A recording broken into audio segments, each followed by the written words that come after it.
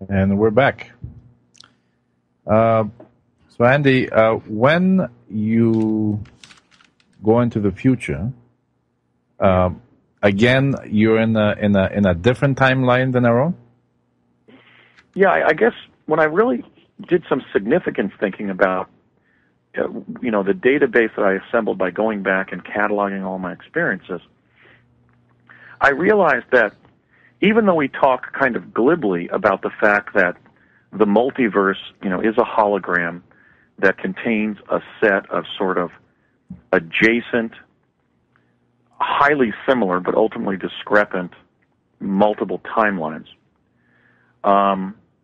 when you access them from your original timeline, they're not that segment of your original timeline in the past or future. You're literally jumping between timelines. Just like, we would jump through vines in a forest. In other words, we speak glibly of going backward and forward in time when, for example, we teleport or we were using the more exotic forms of physical time travel like plasma confinement. But you're actually accessing that time-space coordinate on another timeline. That's ultimately what I concluded had to have been going on. For example, when they sent me to Gettysburg, and I said, I had failed to see President Lincoln. I saw President Lincoln several other times when they were sending me via chronovisor to the site of his assassination on April 14th of 1865 at Ford's Theater in Washington, D.C. So I was able to see President Lincoln as he appeared in the flesh. He looked very emaciated. We now believe that he had cancer during the Civil War and would have died in a few short years had he not been assassinated. But I found that every time they sent me to the same location, for example, it changed a little bit. So I wasn't visiting the location in the same timeline. I was visiting a variant of that event in an adjacent timeline. I'm certain that that's what's going on. And certainly the phone incident in White Rock establishes that, because if we had a real-time connection to 1973, having reached it, quote-unquote, for 1971, I should not have been able to reach my mother even on a solid-state telephone system. Yeah. So I think that I think that's what was secretly uncovered by the U.S. government, is not just the existence of the multiverse, but the fact that the multiple timelines are going on simultaneously, and they found a way to tunnel through to them using different methodologies. So the example I use is, let's say you're working in a big office building. From the perspective of people in the street, they can see somebody walking along a hallway, somebody sitting in an office. But if you're one of the people in the building, you have to go through a door or break through one of the walls to find that hallway that you never walk through. That's my metaphor for accessing a timeline that you don't even know exists. And in fact, chronovision, or this kind of spontaneous teleportation to another timeline, has not just occurred intentionally as the result of these time travel experiments that the U.S. government has undertaken. I've gathered accounts of spontaneous incidents involving chronovision that people have experienced. Sometimes a sudden release of electromagnetic energy in an environment will create a tunneling effect where people will see through to a past or future event going on. So that's really what the fundamental secret that's been held back from humanity is, that from our own individual perspective, we're in a huge hologram made entirely of light, in which alternate versions of the same events are going on simultaneously. And isn't that time why travel is simply a way of accessing one of the other timelines? And isn't that why they eventually ended up scrapping the chronovision program, because it was just not getting any actionable or reliable information? Well, they made a decision to. I was at the meeting. It was held at the Sandia Auditorium in the summer of '71. Of course, at the end of that summer of '71, my dad and I would jump back to New Jersey and relive that whole summer of 1971 over again. So the question is, which summer of 1971 was it? But in that summer of 1971 that we spent via quantum displacement in New Mexico, I was at the meeting in the evening with my father, and Connie Chavez was invited as his guest as well as myself. And there were about 30 project engineers there, and a man who looked a lot like J. Allen Hynek. I think it may have been J. Allen Hynek. In fact, one of the theories I have is that J. Allen Hynek's UFO research may have been a cover for his work as the consulting astronomer and one of the project principals on Project Pegasus. I'm not saying that because I'm concerned that people might consider that too farcical, like I'm trying to get too many people into my story and confabulating my story. But at least it was somebody who resembled Hynek, a serious, scholarly man with a black Van Dyke beard, came to the podium and said, I know that all of you are going to, or most of you are probably going to be somewhat disenchanted with what I'm now going to announce, but we've decided to shut down time travel to the past involving children with the chronovisors, because every time, this is a direct quote, he said, every time we send the same child or another child to the same past event, it changes a little bit.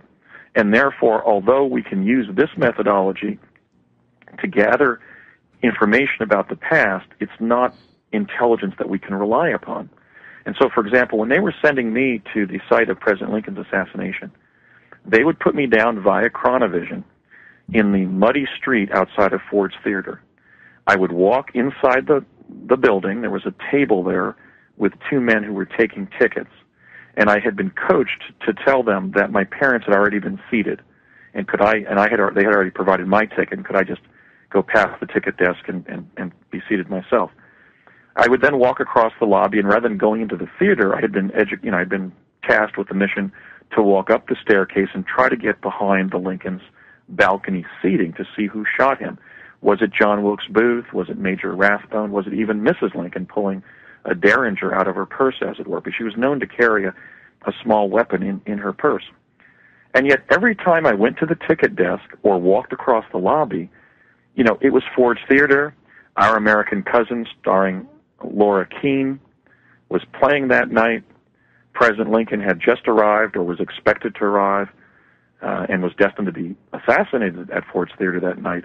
But from my perspective, everything would slightly change a little bit. I'd walk across the lobby, for example, and that dandy that I had seen talking to a young femme fatale was now entertaining two femme fatales as he walked across the lobby. Or one time I walked across the lobby and I saw President and Mrs. Lincoln walk past me. Then I would go up to the area behind their balcony seating. Sometimes I would be shooed away by a guard. Sometimes I would get hold of the door and it wouldn't open. Another time I would grab the door and I opened it and walked behind where President and Mrs. Lincoln were sitting. And so I wasn't visiting the same night at Ford's Theater that Lincoln got assassinated. I was, in fact, visiting that same event in a multiple series of timelines. And so they thought, wait a minute, we're not sending these children to the past or future on our timeline. Chronovision is doing something else. It's tunneling through the multiverse and identifying an arbitrary timeline where that same event is going on, but it's a slight variation of that fundamental event. So the major things remain the same. President Lincoln and Mrs. Lincoln were always arriving. It was always Ford's Theater. It was always April 14th of 1865 on that timeline, and he was always assassinated there that night. But the smaller elements were constantly changing, and it was the smaller elements that they were looking for as an intelligence gathering program. Was that a gun in that man's holster or a tool? What was that person probably saying when they walked by speaking a foreign language? What did that person shout suddenly? In other words, in intelligence work, you're trying to derive specific information of a very subtle and sometimes transitory nature that will reveal something profound. And so every time they sent the same child to another child to the same event, all those little details would change a little bit. It was sort of like a kaleidoscope of the same event. And so they decided to shut down time travel to the past involving chronovision in midsummer of 1971 because while they were gathering intelligence, it wasn't actionable intelligence. It was just another version of the same past event. So if we're going into the future, and it's not really our future that we're going to, because it's obviously going to be a slight change, then how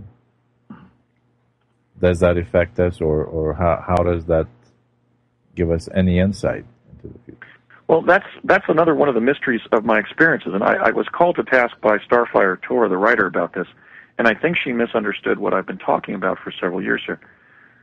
Project Pegasus was doing different forms of remote sensing in time in the past and future. Now, I've talked about the fact that they were able to develop a predictive capability because I was given a set of future events that have come true, or developments, as it were, and also the identities of the last 5 or 6 presidents. I know that they knew to a predictive certainty. I don't know how that's the case, because certainly with the chronovision, they were getting variant timelines in the multiverse. They may have found with teleportation that they were able to jump the person on the same timeline. The metaphor there being, just like if you were to run through multiple rooms, you'd still be, like let's say the doors inside of hotel rooms. If you went into one adjacent hotel room after another, as long as they were in a line, you were still in the same hotel. You were still in the same timeline. So it may be that one of the quantum access technologies they discovered was giving them the actual past or future of this timeline. So, for example, if they sent somebody, or anybody, a second, a third, a fourth person, to January 20th, 2009 in Washington, D.C., Barack H. Obama was always being sworn in as President of the United States. But I know that they knew the identity of Presidents Carter, George H.W. Bush, Bill Clinton, George W. Bush, and Barack Obama, because I met the Bushes and Obama and derived an understanding of their awareness that they were destined to be president. And references were made multiple times in my presence to President Carter and President Clinton. So I know they were able to predict the presidents, and that means that by the time I left the project in 1972, because those future presidents had already been spoken of by name, at least Presidents Carter, I met the Bushes, and then President Bill Clinton's name came up several times. By 1972, they clearly had a methodology to predict the actual future that we're destined to live on this timeline. Some of the other events they knew about were the emergence of AIDS. The advent of the Internet was spoken of in my presence when I was a child on the project. The 9/11 event was something they had gathered moving images of that my father and I viewed at the Aerojet Corporation facility in Socorro, New Mexico. And they also knew about the Watergate crisis and President Nixon's resignation from office only a few years later in 1974. So that's one of the conundrums of my experience, is that while some of the quantum access technologies, time travel technologies, were sort of sampling the multiverse, certainly by 1972, they had a predictive capability to know what is going to happen on this timeline. Well, I'm kind of curious, though, if they knew some of the future events, would they not try to maybe change them?